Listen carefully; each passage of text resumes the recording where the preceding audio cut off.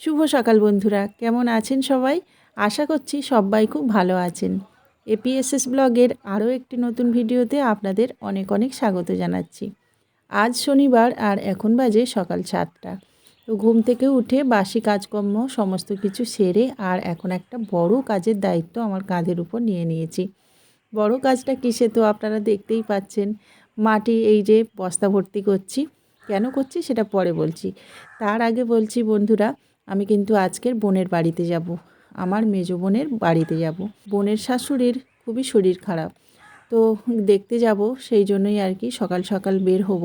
তো এই মাটিগুলোকে না ছেড়ে রেখে যেতে পারছি না, মানে আমাদের এদিকে একটা ড্রেন তৈরি হচ্ছে, সেই জন্য মাটি খোঁড়াইয়ের কাজ হয়েছে।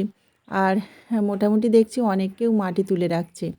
আর আজকে যদি চলে যাই তাহলে কিন্তু মানে আজকে তো আসবো না, আর মাটিও পাবো না।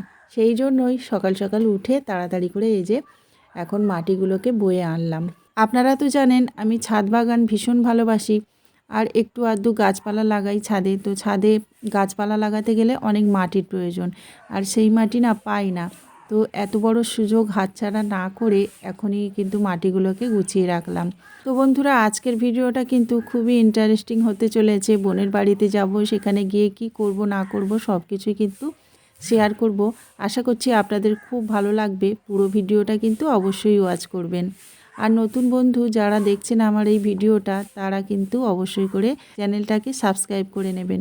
মাটি বওয়া হয়ে গেছে, এখন এই যে রাস্তাটা ঝাড় দিয়ে দিচ্ছি, কারণ এই যে মাটি যে যখন বয়েছি আর কি, তখন কিন্তু এই ছড়িয়ে ছিটিয়ে পড়েছে, সেই জন্য ভালোভাবে রাস্তাটাকে ঝাড় দিয়ে দিচ্ছি।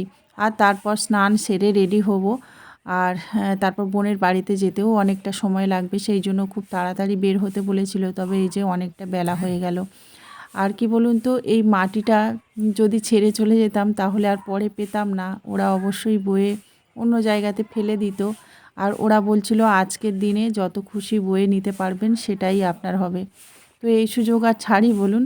তো যাই হোক বন্ধুরা, এখানে দেখুন কয়েক বস্তা রাখলাম, রেখে আর এখন এই যে ঝাড়পালা দিয়ে দিচ্ছি।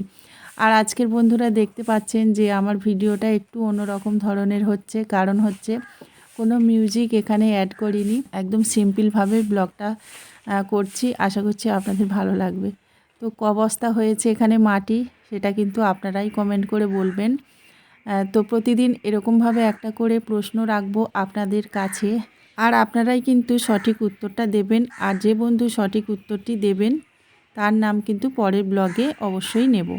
তো এই দেখুন না, অনেকটা বেলা হয়ে গেছে, আর ওই কাকটা দেখুন এক নাগাড়ে ডেকে যাচ্ছে।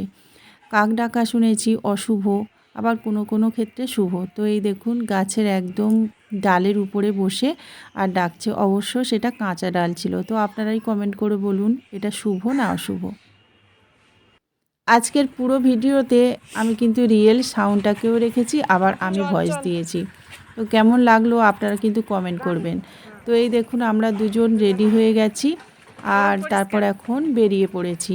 তো এখন কিন্তু 3-4টে অটো চেঞ্জ করে যেতে হবে। আর এই যে দেখুন বোনের বাড়িতে চলে এসেছি। আর বোনের বাড়িতে এসে দেখুন একদম ক্যামেরাটা স্টার্ট করতেই সবাই আর কি হাসছে। তো যাই হোক বন্ধুরা, এই যে তিতুন আর ওটা হচ্ছে ঘন্টু, তো আমার বোনের কাকা শ্বশুরের ছেলে। আর দেখুন না, সৌম্যকে নিয়ে তো এসেছি, সৌম্য তো ওদের সাথে খেলায় ব্যস্ত। বোনের বাড়িতে এসে আগে কিন্তু এই ঠাকুর ঘরের দিকে চোখ পড়ল। এত সুন্দরভাবে সাজিয়েছে ফুল দিয়ে বোন, আর ভোগ জল তো সকালে দেওয়া হয়ে গেছে, তো সেই জন্য আপনাদের সাথে একটু শেয়ার করছি। ওই জন্য মা বলছে রে, জলশঙ্খ কবে কিনলি? হ্যাঁ রে, অনেকদিন। হ্যাঁ, বোনের ঠাকুর ভক্তি দেখে আমিও অবাক, জানেন তো, কত সুন্দর করে দেখুন সাজিয়েছে, আর কত সুন্দর মানে ছোট্ট জায়গার মধ্যে ঠাকুরগুলোকে সুন্দর করে রেখে দিয়েছে। ভীষণ ভালো লাগছিল জানেন তো, ঘরের মধ্যে ঢুকে একটা পজিটিভ শক্তি যেন অনুভব করছিলাম এই ঠাকুর ঘরের দিকে তাকিয়ে।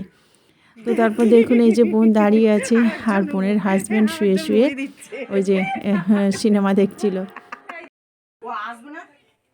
আমরা পৌঁছেছি 2টো বেজে গেছিলো, তারপরে ওরা কিন্তু খায়নি কেউ।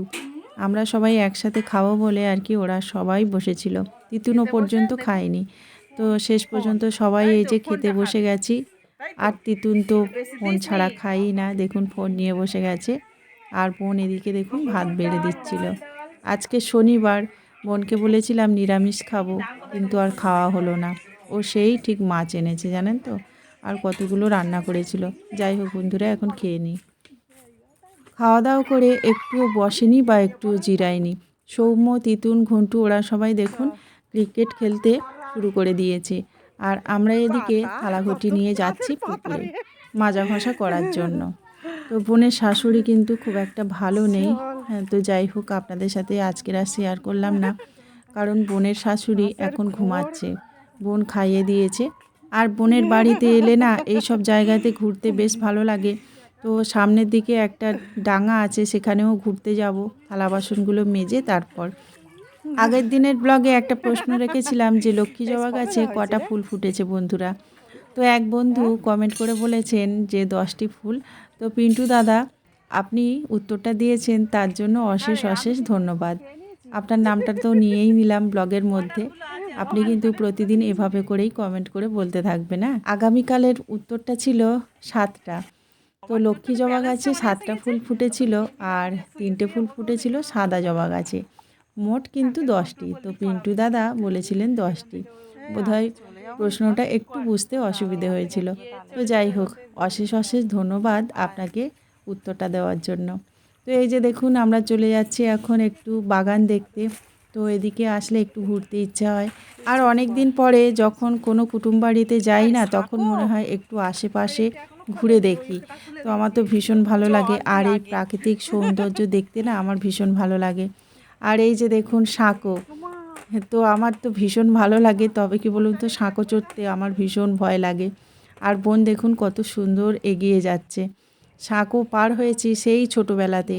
তো আমার ছোটো পিসিমার বাড়িতে একটা সাঁকো ছিল, সেটা পার হয়েই যেতে হতো। তো সেই যা পার হয়েছি, সেই তখন মনে হয় 5-6-এ পড়ি তখন। আর এই এখন সাঁকো দেখলাম আর সাঁকো পার হলাম, ভীষণ ভালো লাগলো। তো এখন হয়েছে সন্ধে, আর সৌম্য বসিয়েছে পড়াতে ভাইকে। তো অঙ্কও দিচ্ছে, আর অঙ্ক খুব একটা পারছে না বলে আরও রেগে যাচ্ছে। তো যাই হোক বন্ধুরা, এদিকে দেখুন বোন সন্ধে ভোগ দিচ্ছে, আর খুব সুন্দর লাগছে দেখুন ভোগ দেওয়ার জায়গাটা। আমার তো ভীষণ পছন্দ হয়েছে। বোনের বাড়িতে এসেছি, আর বোন আমাকে কাজ করতেই দিচ্ছে না, কোনো কাজই করতে পারছি না, আর আপনাদের সাথে শেয়ার করতে পারছি না। বোন সব কাজকর্মগুলো করছে, সেই জন্য বোনের কাজকর্ম আপনাদের দেখাচ্ছি। এখন সন্ধে ভোগ দিচ্ছে, আর জানেন তো বন্ধুরা, তারপরে ওই যে আমরা দুই বোনে বসেছি গল্প করতে। তারপর গল্প শেষ করেছি সেই 9টার দিকে। তো কখন যে মানে রাত্রির হয়ে গেছে আমরা নিজেরাও টের পাইনি। তো যাই হোক বন্ধুরা, এই পর্যন্তই কিন্তু ব্লগটা রেখেছি। আশা করছি আপনাদের খুব ভালো লেগেছে। আর কয়েকদিন ধরে কিন্তু এভাবেই আমি ব্লগটা দেব। তো যতদিন না আমার ঠাকুর ঘর হচ্ছে বা ঠাকুর প্রতিষ্ঠা হচ্ছে, ততদিন কিন্তু একটু অন্যরকম ব্লগ পাবেন। তো আপনারা প্লিজ সাথে থাকবেন, পাশে থাকবেন, আর দেখতে থাকবেন আমার ব্লগগুলো। আর যখন আমার বাড়িতে ঠাকুর প্রতিষ্ঠা হয়ে যাবে, তখন একটু অন্য ধরনের ব্লগ করার চেষ্টা করব। এখন না এখানে ওখানে যেতে হচ্ছে, তাছাড়া সব কিছু দায়িত্ব নিয়ে কাজ করতে হচ্ছে, তো তেমনভাবে না মানে ব্লগ করতেই পারছি না। তো যাই হোক বন্ধুরা, এখন তো এই যে বোনের বাড়িতে এসেছি, তারপর আবার আরও অন্যান্য জায়গায় যেতে হবে, কেনাকাটি করতে হবে। টুকটুক করে কিন্তু সব কিছু এগিয়ে ফেলছি, আর আমি একা হাতে করছি, সেই জন্যই একটু অসুবিধে হচ্ছে। তো আজকে তাহলে এই পর্যন্তই রাখলাম ব্লগটা। নমস্কার।